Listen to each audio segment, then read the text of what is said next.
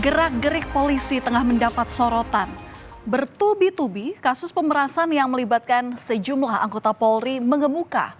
Hukum yang semestinya ditegakkan untuk melindungi masyarakat justru malah dipermainkan oleh segelintir oknum demi keuntungan pribadi. Terakhir saudara, 2 oknum polisi harus menanggung resikonya usai kedapatan memeras remaja di Semarang, Jawa Tengah.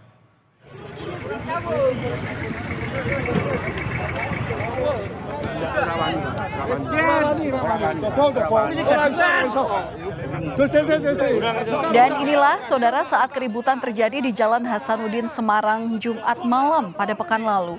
Kerumunan warga mendekati sebuah mobil yang berisi 2 oknum polisi yang melakukan pemerasan terhadap 2 remaja. Dalam video, salah seorang pria sempat cekcok dengan warga dan menegaskan bahwa dirinya merupakan seorang polisi. Mendengar informasi adanya pemerasan, anggota Polsek Semarang Utara lalu mendatangi lokasi kejadian dan mengamankan 3 pelaku dan 2 korban ke kantor polisi untuk menghindari amukan warga.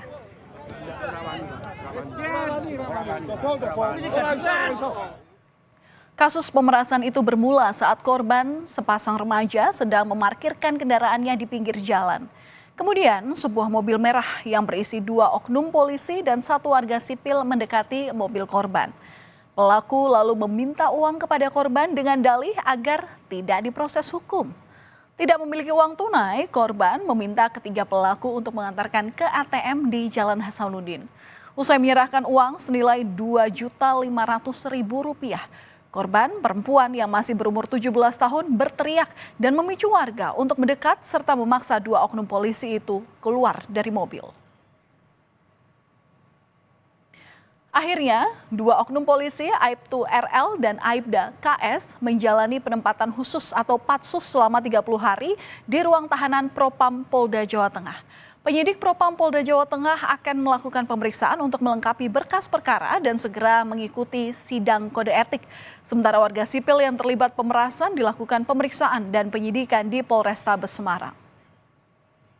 Anggota atau 3, 1 sipil ya, itu menjadi tersangka. Dan khusus untuk pelanggaran kode etik atau dugaan kode etiknya ditangani oleh Bid Propam Polda Jawa Tengah.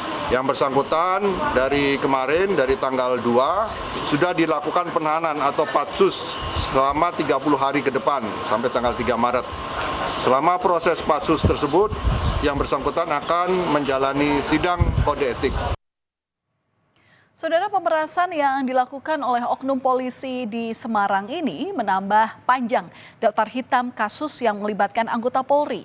Di Jakarta, kasus dugaan pemerasan yang dilakukan oleh mantan Kasat Reskrim Polres Jakarta Selatan AKBP Bintoro juga masih bergulir. AKBP Bintoro diduga memeras tersangka atas kasus dugaan pembunuhan dan kekerasan seksual pada anak di bawah umur.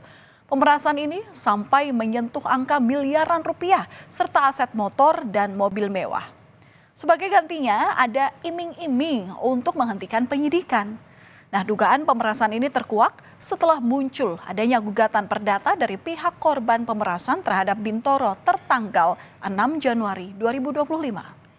Ada oknum lawyer ya yang melakukan upaya-upaya pendekatan ya atas inisiatifnya sendiri, melakukan upaya-upaya pendekatan kepada para penegak hukum sehingga muncullah angka-angka yang diminta, di mana angka-angka tersebut tidak bisa dipenuhi oleh klien kami, sehingga terjadilah negosiasi-negosiasi. Kalau tidak terpenuhi angka-angka itu dibayar bisa juga dengan barang, intinya kan seperti itu, sehingga adalah kesepakatan.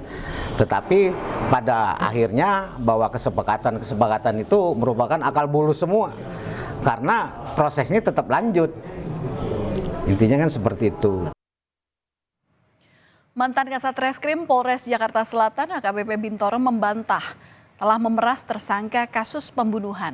Ia menyebut tuduhan menerima uang sebesar 20 miliar rupiah ini adalah tuduhan yang mengada-ada. AKBP Bintoro yang kini sudah dimutasi menjadi penyidik Madya Ditreskrim Polda Metro Jaya menyatakan tak pernah berhubungan dengan tersangka kasus pembunuhan berinisial AN. Bintoro mengaku siap untuk membuktikan dirinya tidak menerima uang yang dituduhkan.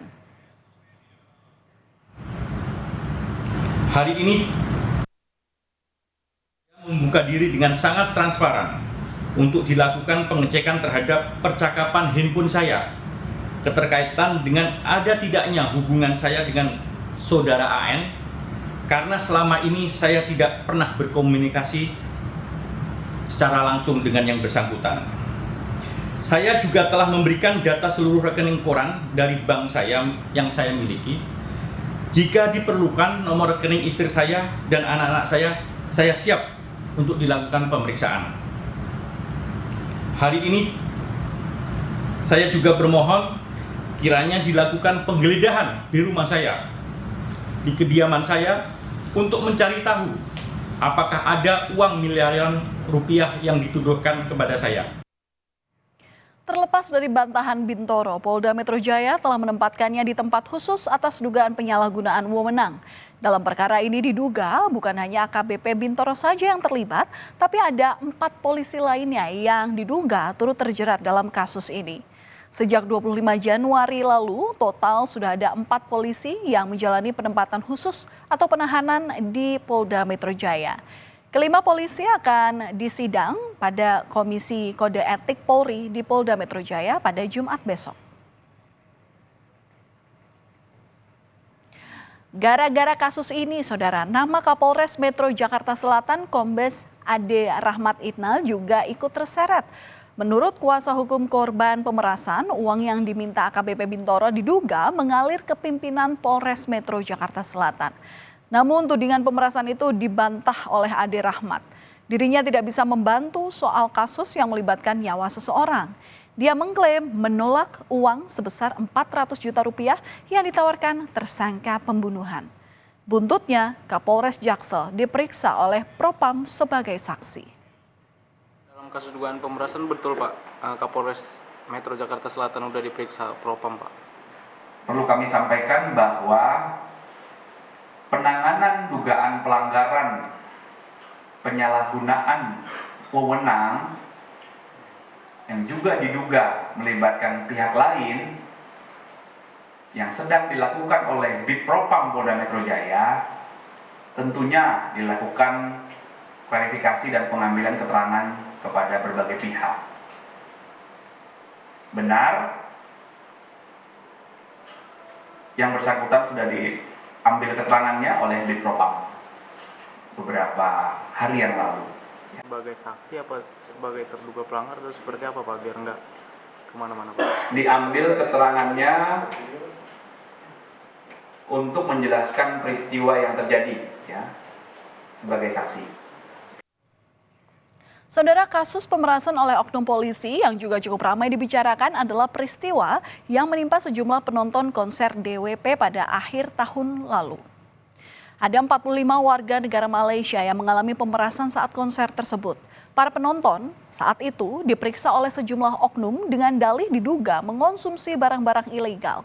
Namun ujung-ujungnya para penonton ini malah diminta sejumlah uang supaya mereka tidak ditahan. Terungkap uang yang terkumpul dari upaya pemerasan terhadap 45 warga negara Malaysia ini diduga mencapai 2,5 miliar rupiah. Gara-gara kasus ini sebanyak 35 polisi dinyatakan melanggar etik karena terbukti melakukan pemerasan. 3 orang dikenakan sanksi pemberhentian tidak dengan hormat. Salah satunya disebut mengetahui dan membiarkan anggotanya memeras penonton konser DWP baik warga negara asing maupun warga negara Indonesia. Meskipun dalam sidang etik terbukti adanya pemerasan, publik masih menantikan penyelesaian kasus ini di meja hijau sehingga para pelaku dapat sepenuhnya mempertanggungjawabkan perbuatannya. Pembiaran dan atau tidak melarang anggotanya saat mengamankan penonton konser DWP 2024 yang terdiri dari warga negara asing maupun warga negara Indonesia yang diduga melakukan penyalahgunaan narkoba. Namun pada saat pemeriksaan terhadap orang yang diamankan tersebut telah melakukan dengan permintaan uang sebagai imbalan dalam pembebasan atau pelepasan. Dalam survei Litbang Kompas pada awal Januari 2025, tingkat kepuasan publik dan citra lembaga kepolisian berada di posisi terendah jika dibandingkan dengan lembaga penegak hukum lainnya di Indonesia.